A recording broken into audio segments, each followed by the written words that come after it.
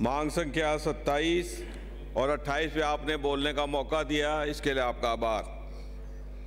राजस्थान के यशस्वी मुख्यमंत्री आदरणीय अशोक जी गहलोत साहब ने राज्य का 5वां बजट पेश किया और स्वास्थ्य के संबंध में प्रदेश के मुख्यमंत्री जी ने कोरोना के काल से लेकर के आज तक इस स्वास्थ्य को प्राथमिकता देते हुए प्रदेश में भी और मेरे विधानसभा क्षेत्र में भी जो स्वास्थ्य का इंफ्रास्ट्रक्चर है उसको बढ़ाने में और उसको मजबूत करने में काम किया। मैं माननीय मुख्यमंत्री जी का आभार प्रकट करूंगा और माननीय मंत्री जी का भी कि मेरे विधानसभा क्षेत्र में उपजिला चिकित्सालय और अभी वर्तमान में बजट में trauma centre, CSC, sub centre और बेड बढ़ाने का जो काम किया उसके लिए मैं माननीय मुख्यमंत्री जी का आभार प्रकट करता हूं, धन्यवाद करता हूं।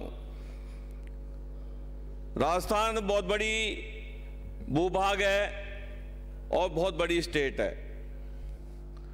पिछली सरकार के समय में इस स्वास्थ्य से विभाग से जिस तरह से इसकी अनदेखी की गई उसका नतीजा है कि हम इसमें पिछड़ गए और पिछले कार्यकाल में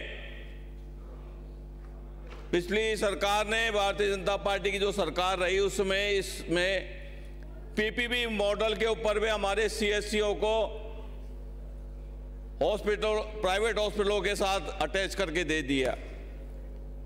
ये पहला इंस्टांस होगा कि कोई सरकार स्वास्थ्य के क्षेत्र में इस तरह सीएससीओ को प्राइवेट सेक्टर से हॉस्पिटलों से जोड़ करके और उसको पीपीपी मॉडल पे दे दे।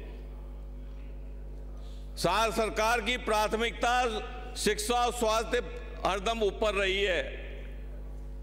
आप सोच सकते हैं कि किस मानसिकता में उस सरकार ने काम किया होगा, लेकिन हमारे मुख्यमंत्री जी ने और माननीय मंत्री जी ने भी इस चीज को समझा और इस स्वास्थ्य के क्षेत्र में जो आमूलचूल परिवर्तन इस स्टेट में किया और हमारे विधानसभा क्षेत्र में किया, इसके लिए मैं उनका आभार प्रकट करता हूं। बहुत लंबे समय से विचार विमर्श चल रहा है इस स्वास्थ्य के बारे में, लेकिन मैं आपको बताना चाहता हूं कि पिछले कार्यकालों में हमारे मुख्यमंत्री जी ने चिरंजीवी स्वास्थ्य बीमा योजना जी 10 लाख रुपए उसमें बीमा राशि रखी। इस बजट में उसको 25 लाख किया। जो एक्सीडेंटल बीमा था उसको बढ़ा के 10 लाख किया और अब 25 लाख रुपए की चिरंजीवी योजना से आम आदमी को लाभ मिल रहा है। ये इतनी बड़ी योजना है कि मेरे विधानसभा में जो ब्लॉक है हमारा शाहपुरा ब्लॉक कहलाता है, जो ब्लॉक सीएमएचओ का, उसमें लगभग 10,427 लोगों ने इसका लाभ लिया। कोई छोटी फिगर नहीं है ये। उस गरीब आदमी की सोचिए जो अब जब इलाज कराने जाता है तो उसको सोचना पड़ता था कि मैं इलाज कहाँ से कराऊंगा। लेकिन मुख्यमंत्री जी का आभार प्रकट करते हैं कि ये जो दोनों योजनाएं इन्होंने लागू करी है, आने वाले समय में भी उस आम आदमी के लिए एक जीवनदायिनी के रूप में काम कर रही है। उसके लिए उनको बधाई देते हैं और धन्यवाद देते हैं। राजस्थान के मुख्यमंत्री जी ने मेडिकल कॉलेज भी खोले हैं। पूरी स्टेट में मेडिकल कॉलेज खुले हैं। जो 3 जिले थे उसमें माननीय मुख्यमंत्री जी ने स्टेट के फंड से 1000 करोड़ रुपए से वो 3 जो जिले बाकी थे उसके अंदर भी वो उन्होंने मेडिकल कॉलेज खोलने का काम किया। डॉक्टर्स की कमी रही है, पैरामेडिकल स्टाफ की कमी रही है, लेकिन मैं मंत्री महोदय का और मुख्यमंत्री जी का आभार प्रकट करता हूं।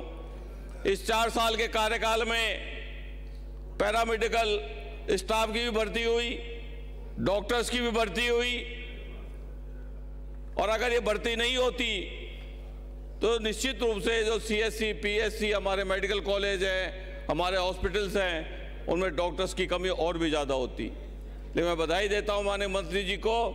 1763 डॉक्टरों की पोस्टिंग अभी उन्होंने कल की तारीख में ही करके, और लगभग सभी पीएससी को खास तौर से मैं बताना चाहूंगा कि पीएससी शायद राजस्थान में शायद कोई खाली बची होगी जिसके अंदर डॉक्टर नहीं लगा होगा। तो ये बहुत बड़ा काम सरकार लगातार कर रही है, लेकिन मांग बहुत है और पूर्ति करने का काम सरकार ने लगातार, सरकार में नौकरी की भर्ती करने का काम लगातार चल रहा है। इसके लिए मैं माननीय मंत्री जी का और मुख्यमंत्री जी का आभार प्रकट करूंगा कि इसकी स्पीड को और थोड़ा बढ़ाएं, जिससे कि जो हमारे यहाँ जो कमी बेसी है उसकी भी पूर्ति हो सके। और ये कमी बेसी क्यों रही, ये आंकड़े आपने सबने सुन लिए होंगे। काम क्यों नहीं हुआ यह आपने देख लिया होगा। पिछली सरकार अगर ये काम करती तो आज ये स्थिति इस स्टेट की नहीं बनती। कोरोना काल के अंदर क्या स्थिति हमने झेली, 2 मिनट समाप्त। ऑक्सीजन की कमी, हॉस्पिटल में व्यवस्थाओं की कमी, ये सारी चीजें हमारी नजर में रही है। हमने हमारे मुख्यमंत्री जी ने इसको सोचते हुए ही सीएससी के ऊपर ऑक्सीजन प्लांट की स्थापना करी। मेरे यहाँ 2 सीएससी हैं, दोनों के ऊपर ऑक्सीजन प्लांट आज बनके तैयार हो गए, चालू हैं। मैं आपसे मेरे इलाके की बात करूंगा कि मेरे 2 सीएससी खुली थी, धौली और धानोता। उसके अंदर जो एएनएम की पोस्ट थी उसको अभी तक मैपिंग नहीं की गई है। मैं उसकी मैपिंग की मांग करता हूं। मेरे उपजिला चिकित्सालय में भी फार्मासिस्ट, ईसीजी टेक्नीशियन, एलएचवी की पोस्ट का भी मैपिंग का काम जल्दी से जल्दी कराएं, जिससे इन पोस्टों को वहां पर काम करने वाले लोगों को उसका लाभ मिल सके।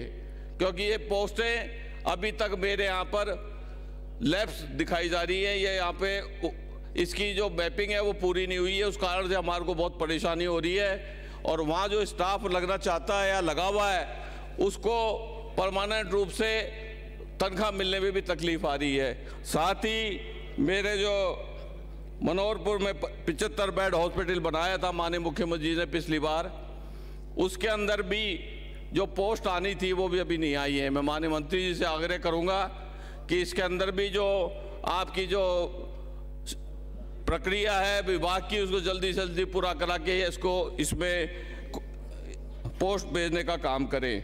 मेरे यहाँ पे लगभग केजरोली एक पंचायत है जिसकी जनसंख्या लगभग 50 से 51,000 के करीब है। बहुत बड़ी पंचायत है। उसके आसपास कम से 5-6 पंचायतें और लगती हैं। अभी वहाँ सीएससी संचालित है। मैं मांग करूंगा कि उसको 30 बेड की जो सीएससी है उसको 50 बेड की करें, जिससे आसपास के क्षेत्र की जनता को और भी लाभ मिल सके। साथ ही मेरे निवाड़ा जो पंचायत है वो पीएससी है, उसको अगर आप सीएससी कर देंगे तो उसके आसपास की जो 8-7 पंचायतें हैं उनको भी, वहाँ के लोगों को भी लाभ मिलेगा। और मेरे यहाँ पिछले कार्यकाल में पीएससी नहीं खुली है, उसकी सूची मैं आपको प्रस्तुत कर दूंगा। आपने बोलने का समय दिया, इसके लिए बहुत बहुत आभार, धन्यवाद। जय हिंद, जय भारत।